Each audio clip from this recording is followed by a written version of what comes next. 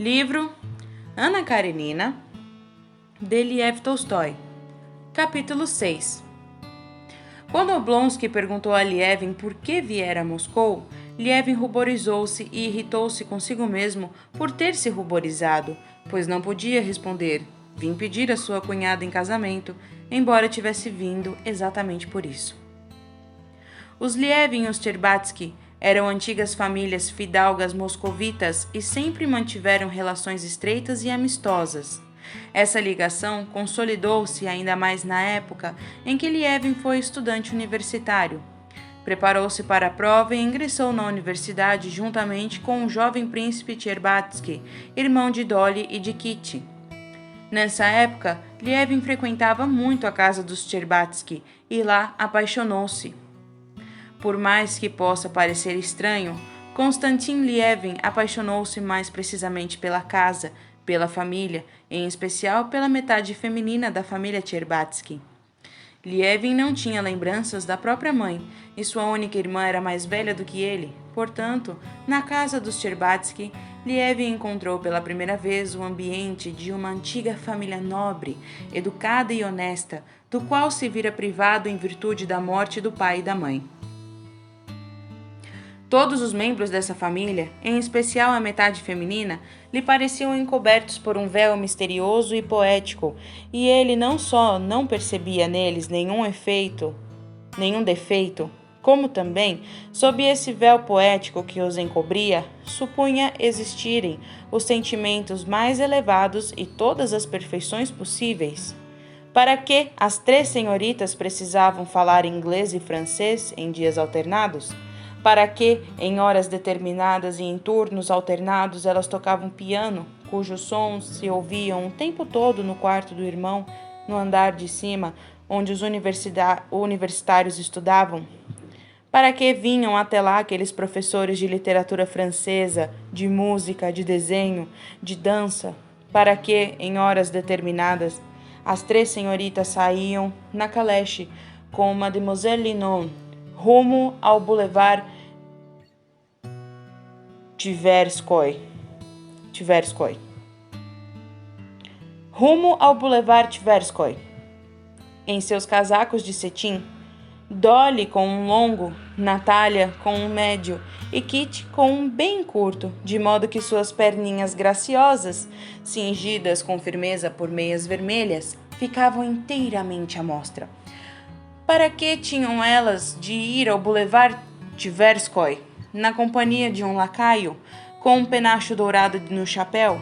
Tudo isso e muito mais que se fazia naquele mundo misterioso, Lievin não entendia, mas sabia que tudo o que lá se fazia era belo e se apaixonou em especial por esse mistério em torno do que se passava. Em seus tempos de estudante, Lievin por pouco não se apaixonou pela mais velha, Dolly, mas esta logo se casou com Oblonsky. Em seguida, começou a se enamorar da segunda. Parecia crer que precisava apaixonar-se por uma das irmãs, mas não conseguia atinar qual delas exatamente. No entanto, também Natália, tão logo foi apresentada à sociedade, casou-se com o diplomata Lvov. Kitty ainda era uma criança quando Lievin terminou a universidade. O jovem Tcherbatsky, depois de ingressar na marinha, morreu afogado no Mar Báltico, e os contatos de Lievin com os Tcherbatsky, apesar de sua amizade por Oblonsky, tornaram-se mais raros. Mas quando, no início do inverno daquele ano, Lievin veio a Moscou após um ano no campo e encontrou-se com os Tcherbatsky, compreendeu por qual das três estava de fato destinado a se apaixonar. À primeira vista, nada poderia ser mais simples do que ele, um homem de boa linhagem, de 32 anos, mais para rico do que para pobre, pedir em casamento a princesa Tcherbatskaya. Com toda a probabilidade, logo o considerariam um ótimo partido.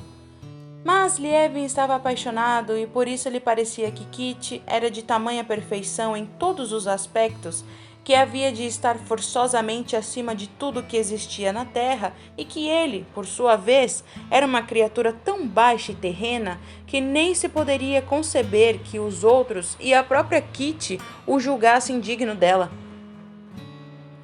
Depois de passar 2 meses em Moscou, como que inebriado, encontrando-se com Kitty todos os dias em reuniões sociais que passara a frequentar a fim de vê-la, Lievin, de repente, resolveu que aquilo era impossível e partiu para o campo. A convicção de Lievin de que se tratava de algo impossível apoiava-se no fato de que, aos olhos dos parentes, ele não era um partido vantajoso e digno da encantadora Kitty, e de que a própria Kitty não poderia amá-lo. Aos olhos dos parentes, Lievin não tinha uma atitude regular e determinada, e tampouco uma posição na sociedade, ao passo que aos seus colegas, a essa altura da vida, quando ele contava 32 anos, já eram alguns coronéis e ajudantes de campo, outros professores, outros diretores de banco e de estrada de ferro, ou chefes de repartição pública, como Oblonsky. Lievin, por sua vez, e ele sabia muito bem como os outros o viam, não passava de um senhor de terras, dedicava-se à criação de vacas, à caça de narcejas e à edificação rural, ou seja, um pobre medíocre que nada conseguira e que fazia, na opinião da sociedade, o mesmo que fazem as pessoas imprestáveis.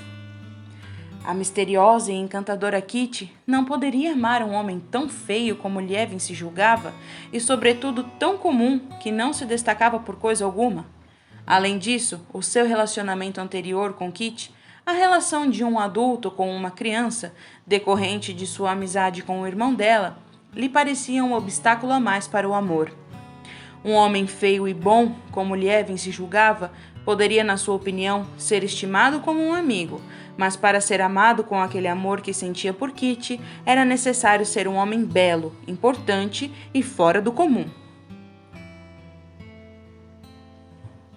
Já ouvira dizer que as mulheres muitas vezes amavam homens feios e comuns, mas não acreditava porque julgava os outros por si mesmo, e ele só seria capaz de amar mulheres belas, misteriosas e fora do comum. No entanto, depois de 2 meses sozinhos no campo, Lievin se convenceu de que não se tratava de uma daquelas paixões que experimentara na mocidade, que esse sentimento não lhe dava 1 minuto de sossego, que ele não conseguiria viver sem solucionar a seguinte questão: haveria de ser ela sua esposa ou não? E que o seu desespero provinha apenas de sua imaginação, pois ele não tinha nenhuma prova de que seria rejeitado. E dessa vez viera a Moscou, imbuído do firme propósito de pedir a sua mão e casar, se fosse aceito. Ou então, nem conseguia pensar no que seria dele se o rejeitassem.